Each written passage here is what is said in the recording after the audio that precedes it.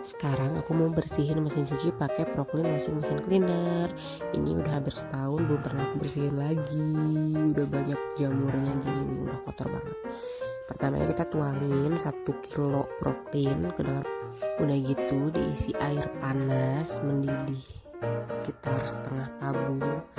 Cuman sisanya aku isi pakai selang gitu lewat atas ya. Lalu nyalain mesin cuci sekitar 10 menit, lalu diemin 2 jam, lalu nyalain lagi sekitar 90 menit. Dan ini hasilnya. Ini jijai banget ya, kotor banget, buset. Sampai keraknya loh ini keangkat.